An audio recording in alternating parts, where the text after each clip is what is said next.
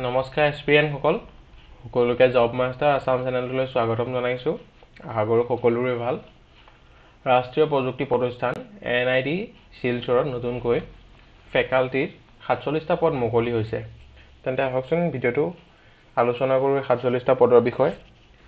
আপোনালোকে ভিডিঅ'টো শেষলৈকে চাব, তেতিয়াহে গম পাব এই 47টা পদৰ বাবে কি কি কোৱালিফিকেশ্যন লাগিব, লাষ্ট ডেট কেতিয়া, জব চেলাৰী কিমান হ'ব, জবৰ ট্ৰেইনিঙো কেনেকুৱা হ'ব, সকলোখিনি ইয়াত আলোচনা কৰিম। NIT শিলচৰে ইয়াৰ 47টা পদ professor, associate professor and assistant professor মুকলি কৰিছে। যাৰ বাবে এডুকেশ্যনেল কোৱালিফিকেশ্যন ভেৰিয়াছ কোৱালিফিকেশ্যন বিচৰা হৈছে।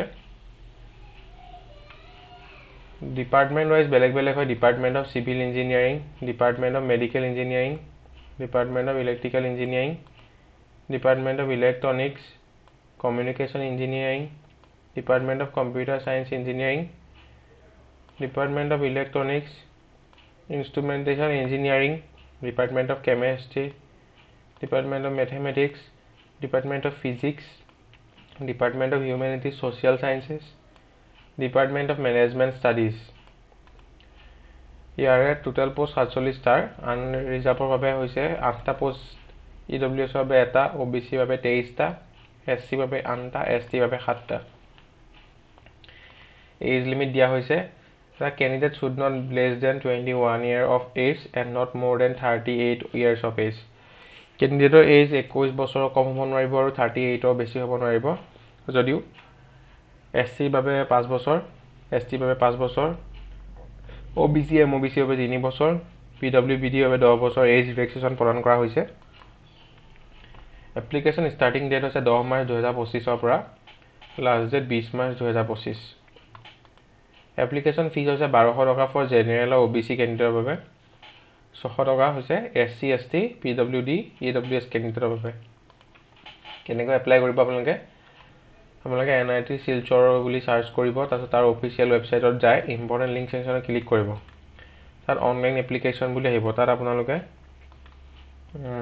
অনলাইন এপ্লিকেশ্যন ফৰ্মত নিজৰ নিশ্চয় ডকুমেণ্টখিনি আপলোড কৰিব লাগিব, যেনে নিজৰ permanent address, Aadhaar card, PAN card, family address, তাৰপিছত এই matriculation certificate, higher secondary certificate, graduation certificate, আৰু যদি এক্সট্ৰা কিবা কাৰিকুলাম এক্টিভিটি চাৰ্টিফিকেট আছে সেয়া আপলোড কৰিব লাগিব। তাৰপিছত এপ্লিকেশ্যন ফিজটো পে' কৰিব লাগিব। পে' কৰাৰ লগতে ছাবমিট কৰি দিব লাগিব। ছাবমিট কৰাৰ পিছত এটা ৱেব পেজ খোল খাব, তাত এটা ৰেফাৰেঞ্চ ID দিব, সেইটো আপোনালোকে প্ৰিণ্ট কৰি ৰাখি থ'ব। সেইটো আপোনালোকে যেতিয়া এডমিট কাৰ্ড ডাউনলোড কৰিব তেতিয়া আপোনাৰ দৰকাৰ হ'ব। আপোনালোকে ইয়াৰ কিদৰে এপ্লাই কৰিব, এখন আপোনালোকে ফৰ্ম পাব, সেই ফৰ্মখন আপোনালোকে ফিল কৰি চেল্ফ এটেচ কৰি স্পীড পষ্টত সেইখিনি লগতে পঠাব লাগিব। তলত দিয়া এইটো এড্ৰেছত পঠাব লাগিব।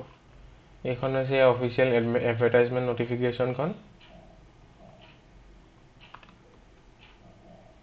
ইমানখিনিয়ে আছিলে আজিৰ ভিডিঅ'টোত।